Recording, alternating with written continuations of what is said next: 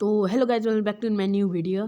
तो गाइज आज मैं रिएक्शन देने वाला हूँ नेपाल एंड इंडियन जो नाला पानी है ना, वो विवाद के बारे में बात करने वाले हैं। तो ये वीडियो है ना, वो इस वाले यूट्यूब चैनल में है, नेपाल टुडे।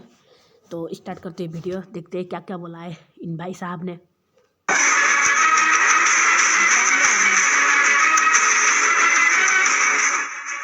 नेपाली आर्मी है गाइज। हातहतियार सहित नेपाली सेनालाई कालापानीमा पठाउने तयारीमा सरकार। अबदेखि सीमा रक्षामा सशस्त्र प्रहरी मात्र नभई नेपाली सेना पनि जाने। नेपालको लिपुलेक, कालापानी र लिम्पियाधुरा भारतले जबरजस्ती कब्जा गरेको चीनको आरोप। नेपाललाई सेना र हातहतियार दिएर सहयोग गर्न सक्ने। भारतीय सेनामा कार्यरत 1 लाख गोर्खा सैनिकलाई फिर्ता बोलाउन सक्ने नेपाल। दर्शकबिन नमस्कार, तपाईलाई स्वागत छ नेपाल टुडेमा। तपाईले अहिलेसम्म हाम्रो च्यानललाई सब्स्क्राइब गर्नुभएको छैन भने सब्स्क्राइब गरेर जोडिनु होला। साथै भिडियो अन्तिमसम्म हेरिसकेपछि मात्र आफ्नो विचार कमेन्ट बक्समा लेख्न नभुल्नु होला र भिडियोलाई लाइक तथा शेयर गर्नु नछुट्नु होला। यसअघि नेपाल सरकारले सीमा रक्षाको लागि सशस्त्र प्रहरीलाई मात्र खटाउने गरेको थियो, तर अबदेखि भने नेपाली सेनालाई समेत सीमा सुरक्षामा खटाउने भएको छ। रक्षा मन्त्रालय अन्तर्गत रहेको नेपाली सेनालाई यसअघि हिंसात्मक कार्यहरूलाई निस्तेज गर्न, प्राकृतिक तथा मानव सृजित विपदमा उद्धार गर्न, विकास निर्माणका कार्यहरूमा सहयोग गर्न लगायतका कार्यमा लगाइन्थ्यो, तर सीमा रक्षार्थ भने पठाइन्थिएन। विदेशी मुलुकहरूमा सीमा रक्षा गर्न भने सेनालाई नै पठाइन्छ, जस्तो छिमेकी मुलुक भारतमा। सैन्य शक्तिको आधारमा नेपाली सेना विश्वको 120औं स्थानमा पर्छ, तर आम्ने सामने हुने भिडन्त अर्थात् गुरिल अवार्डमा भने नेपाली सेना र भारतीय सेनामा कार्यरत गोर्खा सैनिक विश्वकै शक्तिशाली सेना हो। पछिल्लो समय नेपाल भारत सीमा क्षेत्र लिपुलेक, कालापानी र लिम्पियाधुरामा विवाद सिर्जना भएको छ। लिपुलेक, कालापानी र लिम्पियाधुरा निर्विवाद नेपालको जमिन भए पनि भारतले वर्षौंदेखि विवाद सिर्जना गर्दै आइरहेको थियो। हुँदा गत नोभेम्बरमा त उक्त भूभाग भारतले आफ्नो नक्सामा समेत समेट्यो र केही दिन अगाडि कोरोना भाइरस र लकडाउनकै बावजुद उक्त नेपाली भूमिमा सडक बनाएर उद्घाटन समेत गर्यो। गत नोभेम्बरमा भारतले जब कालापानी, लिपुलेक र लिम्पियाधुरा समेटेर आफ्नो नक्सामा समेत राख्यो, त्यसपछि नै नेपालले भारतसँग वार्ताका लागि अथाह प्रयास गर्यो। वार्ता गराउन र सीमा विवाद वार्ताबाटै समाधान गरौँ भनी नेपालले पटक पटक अनुरोध गर्दा समेत भारतले वास्ता गरेन। त्यसपछि केही दिन अगाडि मात्र नेपाल सरकारले पनि लिपुलेक, कालापानी र लिम्पियाधुरा क्षेत्रलाई समेटेर नयाँ नक्सा जारी गर्यो। नेपालले कागजी रूपमा नयाँ नक्सा सार्वजनिक गरे पनि उक्त भूभागमा भारतीय सेनाले क्याम्प नै बनाएर बसेका छन् र उता भारतले नक्सामा समेत त्यही क्षेत्र समेटिएको छ। अहिले नेपाल सरकारले सशस्त्र प्रहरीलाई कालापानी क्षेत्रमा परिचालन गरेको छ। कालापानी, लिपुलेक र लिम्पियाधुराको रक्षाको लागि भन्दै 25 जना सशस्त्र प्रहरीलाई सिमानामा पठाइएको छ, तर उता भारतले 100औं हजारौं सेना परिचालन गरेको छ। भारतले 100औं सेना खटाएको ठाउँमा जम्मा 25 जना नेपाली सशस्त्र प्रहरीले के नै गर्न सक्लान् र? भारतले कूटनैतिक रूपमा लिपुलेकबाट सेना हटाएन भने नेपाल र भारत बीच सिमानामा विकराल स्थिति सिर्जना हुन सक्ने देखिन्छ। सैन्य शक्तिका आधारमा भारत विश्वकै 4औं स्थानमा पर्छ, तर भारतीय सेना त्यति शक्तिशाली हुनुमा भारतीय गोर्खा सैनिकको ठूलो योगदान छ। भारतीय सेनामा गोर्खा रेजिमेन्ट सबैभन्दा बलवान र निडर रेजिमेन्ट हो, त्यो स्वयं भारतलाई समेत थाहा छ। र भारत गोर्खा सैनिकको आडमा चीन र पाकिस्तानसँग जोरी खोज्छ। हरेक ठाउँमा अप्ठ्यारो परिस्थिति सिर्जना हुँदा पनि गोर्खा सैनिकलाई नै जिम्मा दिने भारतले अहिले नेपालसँगको विवादमा कसलाई हटाउला? के गोर्खा सैनिकलाई पठाउला त कालापानीमा? अवश्य सक्दैन, किनकि भारतलाई राम्रोसँग थाहा छ गोर्खा सैनिक नेपाली सन्तान हुन् र जस्तो सुकै अवस्था आए पनि कसैले आफ्नो जन्मभूमिलाई धोका दिएर कर्मभूमिलाई साथ दिन सक्दैन। फेरि त्यसमा पनि नेपाली वीर गोर्खाली त नेपालमाथि हतियार चलाउनै सक्दैनन्। नेपालमै जन्मिएर हुर्किएर अहिले भारतीय सेनामा जागिर खाए भन्दैमा कसैले आफ्नो मातृभूमिमाथि, आफ्नो आमामाथि हतियार त के औँला समेत उठाउन सक्दैन। त्यसैले सीमा क्षेत्रमा गोर्खा सैनिकलाई नपठाई अरू नै भारतीय सेनालाई पठाउने हो भने भारतसँग सिमानामा युद्ध गर्न अर्थात् आफ्नो सीमा रक्षा गर्न नेपाललाई ठूलो कष्ट हुने छैन। यदि यस अघिको जस्तो सीमा रक्षाको लागि नेपालले सशस्त्र प्रहरीलाई मात्र खटाउने हो भने नेपालले भारतसँग टक्कर दिन निकै गाह्रो पर्नेछ। तसर्थ पनि नेपाल सरकारले नेपाली सेनालाई पनि सिमानामा खटाउने विषयमा गृह कार्य सुरु गरेको हो। एकजना रक्षा मन्त्रालयका उच्च अधिकारीका अनुसार अबदेखि सीमा रक्षामा नेपाली सेनालाई पनि पठाउने विषयमा गृह कार्य भइरहेको छ, उनले भने। उसो त नेपालको भारतसँग लिपुले कालापानी र लिम्पिया क्षेत्रमा मात्र नभई नेपालका हरेक ठाउँमा भारतसँग सीमा जोडिएका हरेक जिल्लामा सीमा विवाद छ। भारतले नेपालको भूभाग तराई भूभाग मिच्दै आइरहेको छ भने सीमा रक्षार्थ नेपालले सशस्त्र प्रहरीलाई मात्र खटाउँदै आइरहेको छ। भारतसँग लिपुले क्षेत्रमा तनाव उत्पन्न भएकै कारण नेपालले यो गृह कार्य सुरु गरेको बुझ्न सकिन्छ। वार्ताबाटै सीमा विवाद सुल्झाउन खोज्ने नेपाल तर सैन्य शक्तिको आडमा अर्काको भूमि जबरजस्ती कब्जा गर्न खोज्ने भारत।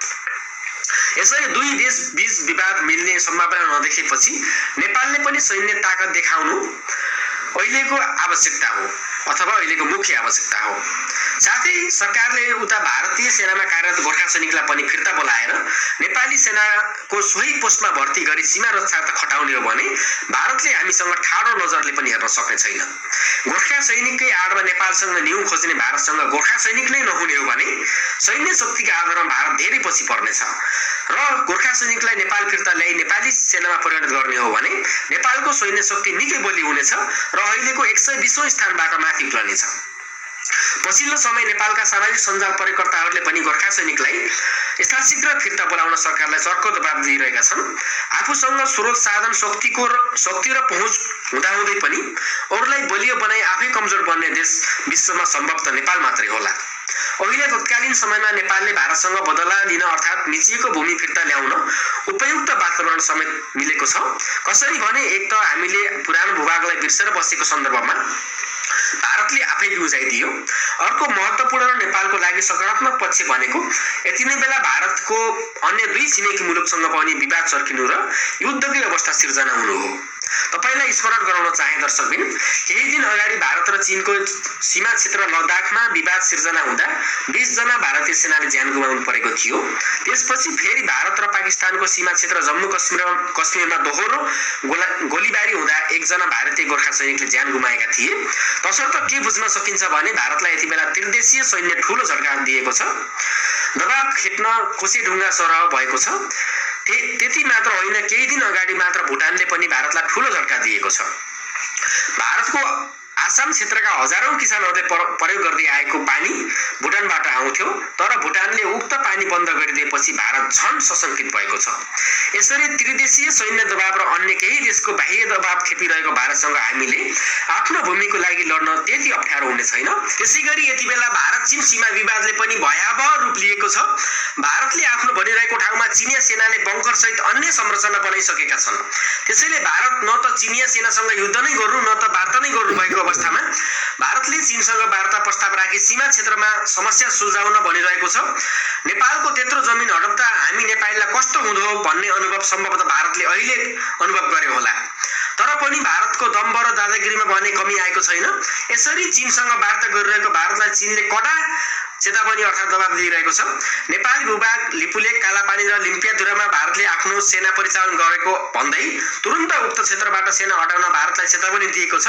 चीनले यसरी भारतलाई चेतावनी दिँदा नेपाललाई ठूलो राहत पुगेको छ भने भारत नराम्रोसँग हच्केको छ।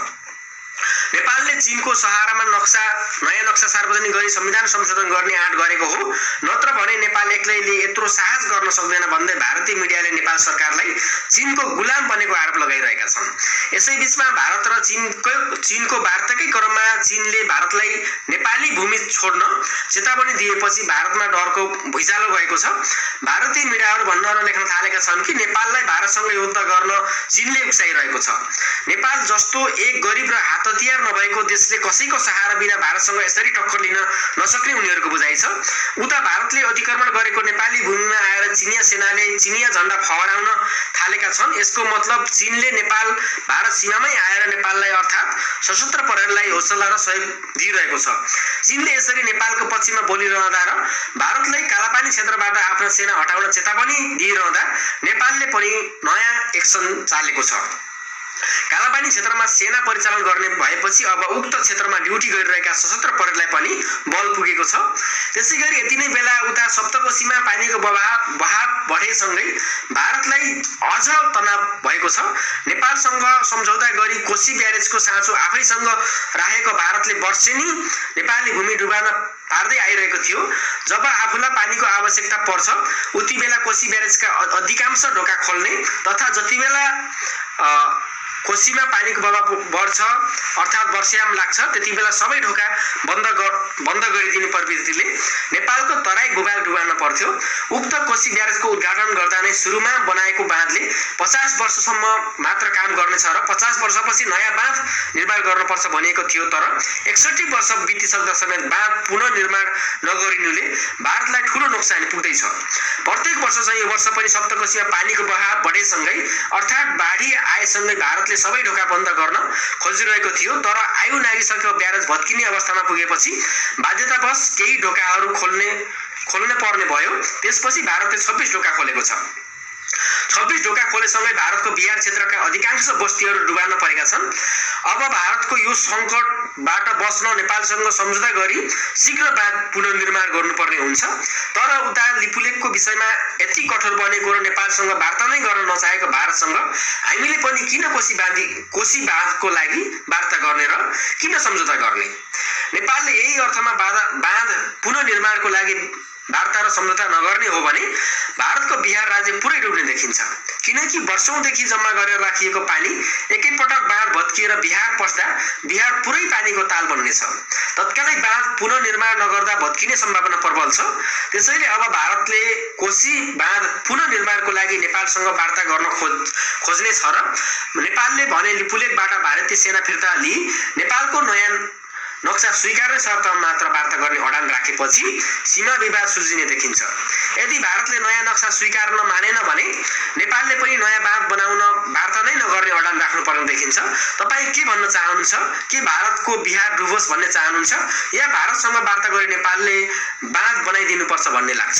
तल कमेन्ट बक्समा कमेन्ट गर्न नभुल्नुहोला। अनि तपाईँले अहिलेसम्म हाम्रो च्यानललाई सब्स्क्राइब गर्नुभएको छैन भने अहिले नै सब्स्क्राइब गरेर जोडिनुहोला। साथै यो भिडियोलाई जतिसक्दो धेरै सेयर गरी आम नेपालीसम्म पुर्याइदिनु होला। अर्को भिडियोमा फेरि भेट हौला। धन्यवाद, नमस्कार, जय नेपाल। सो गाइज यही था जो वीडियो।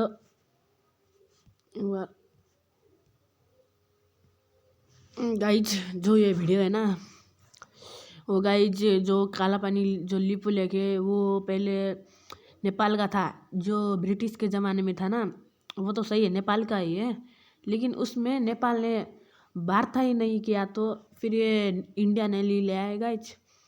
तो इंडिया ने ले चुके हैं, लेकिन फिर से नेपाल ने वो उसके लिए झगड़ा कर रहे हैं। लेकिन ये नेपाल का इसमें कोई नेपाल ने झगड़ा करके इधर अपनी ज़मीन के लिए झगड़ा किया है ना, इसलिए कुछ भी मीडिया लोग उन नेपाली से कुछ बोल नहीं सकते।